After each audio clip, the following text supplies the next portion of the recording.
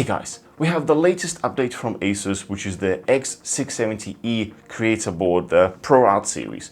And it's very similar to the last gen X570. The only difference is this is for the new Zen 4 architecture for the Ryzen 7000 series CPUs and beyond. So we'll check it out and we'll go through the details of what you get in here and what are the differences.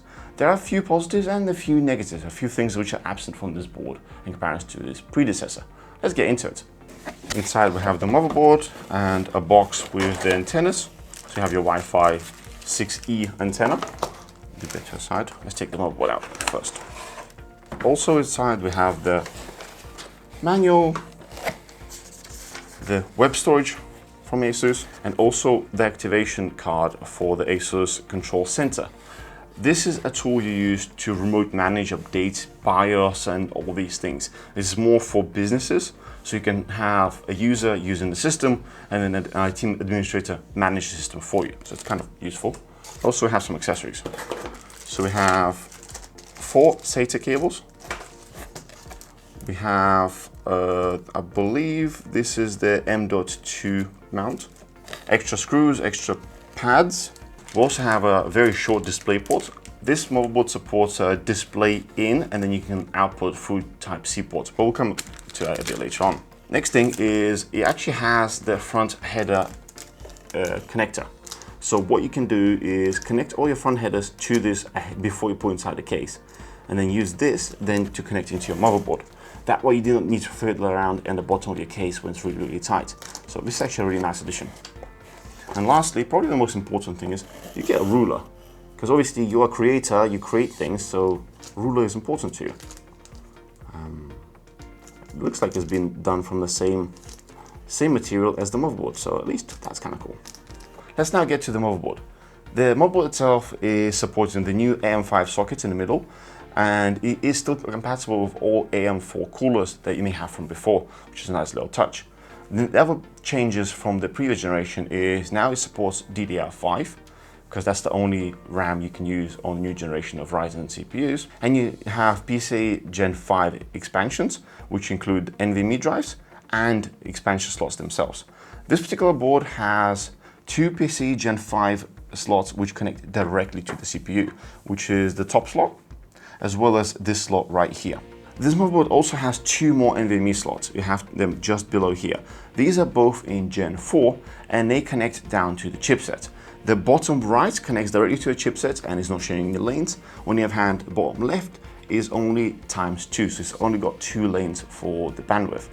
And that's because it actually shares bandwidth with this bottom ×16 slot. Actually, this is only wired up with ×2. So you have only 2 lanes of bandwidth, so you need to bear that in mind. If we go up to the top 2 slots, these are both PCIe Gen 5, and they're actually ×16 slots, but if you have a device connected to either one of those, they'll both function in ×8 with bifurcation enabled, which can be useful for certain scenarios. If you, for example, have a graphics card that only needs 8x, or maybe have an accelerator, so you can potentially utilize it that way. I'm hoping that the next generation of graphics cards will actually not use full 16 lanes and go down to 8, which will provide us a lot more options in the board like this. As far as internal headers are concerned, we have a USB Type-C header. This supports up to 40 gigabit and actually has fast charge enabled.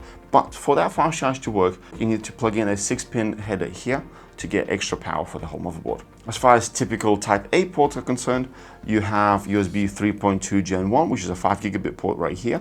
And we have a few extra USB 2 ports down below. So you can always expand that down the line if needed. Let's talk about fan headers on this board. It is actually pretty generous, starting with 3 ports up top.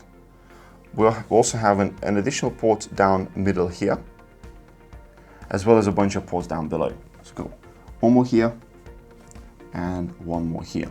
So we have a total of 8 fan headers, and they can be designated for pump and general just fan headers, regardless of what you want to use them for.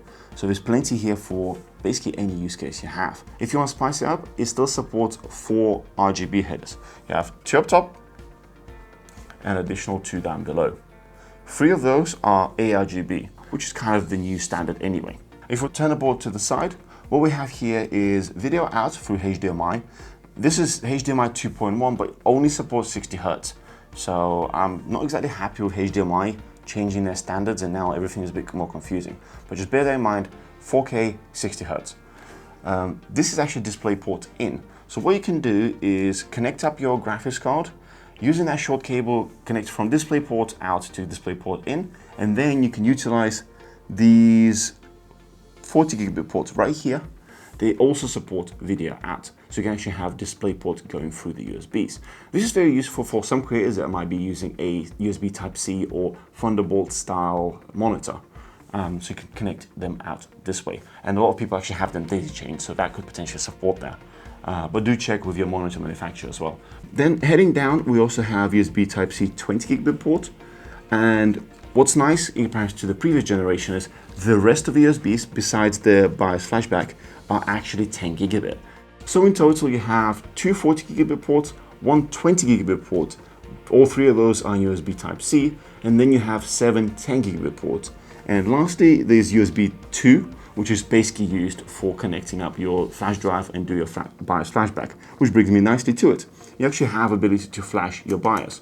So if you buy a motherboard like this, you're most likely going to be using it for multiple generations and upgrade, let's say in 2 years' time, to Ryzen potentially 9000 or whatever they're going to call it. Then what you do is that you don't have to have a CPU in here. You can actually just plug in the flash, update the BIOS just by pressing the button and holding it down while it's powered up. You'll do the BIOS, and then you should be compatible with the new CPUs, which is a nice little touch. Down below we have the two antennas for the Wi-Fi. This board supports Wi-Fi 6E as well as Bluetooth 5.2, and this antenna is used for both. Lastly, we have 3 audio ports. The previous generation actually had 5 connections, so here you only have 3, so that kind of cut it down. Some feedback that we received in the X570 review that it didn't have an SPDIF output. Unfortunately, it's absent here as well. One thing I want to raise is it only has 4 SATA connectors, so you have 2 connectors right here and 2 more down here. The previous generation had 6, so there's a little bit of a cut down here.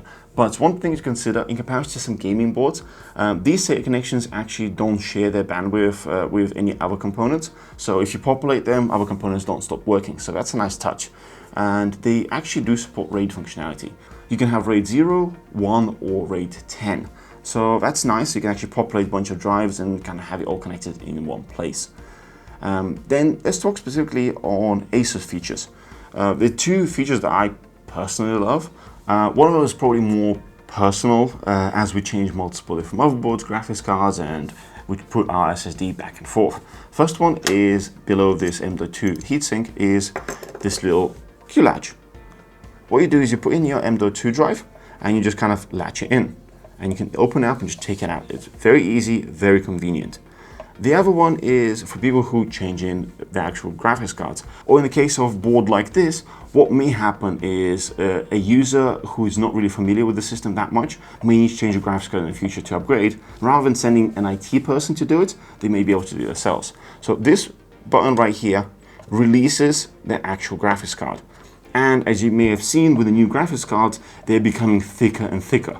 So they actually cover up most of the access to the board. So having something like this, just to press and actually remove the card, makes it so much easier. And last one, this is more for troubleshooting. There are little LED buttons up here. There's 4 of them, which indicates CPU, RAM, VGA, and boot. So when your PC crashes or doesn't boot, you can actually see at what stage it crashed, so you can actually determine what was the problem. So whether it's maybe your RAM overclock, maybe a CPU overclock, or maybe your boot drive has just died. So you can do a bit of troubleshooting that way. Since this is a creator board, it is missing some of the gaming functionality that I kind of like, such as button to boot the system straight from the motherboard without needing to press the front header. Normally the gaming focused boards have a little button here for power and reset. It does not include a CMOS clear button. Again, this is more gaming functionality, but it would be a nice feature to have. But I suspect stability is the priority here. So somebody setting up a system like this would not do heavy overclocking and potentially actually not do any overclocking at all, keeping it as stock as possible. And last thing that it's missing, personally, I would love to have is specifically water cooling functionality. since sports cooling is not only for looks, but you can actually get a lot more value out of it. And if you want to utilize most of your ports, especially with the new graphics cards, you may want to have a water-cooled graphics card to open up access to the rest of your slots. So I wish they had like flow sensor for troubleshooting, so you know if your pump has died, and also just general extra temperature sensors around. But those are nice to have. I think any normal user will be very happy with a board like this. Ultimately, what makes this particular board more creator focused is actually the networking setup. So on the back, there are 2 ports. There is a 10 gigabit port and also 2.5 gigabit port.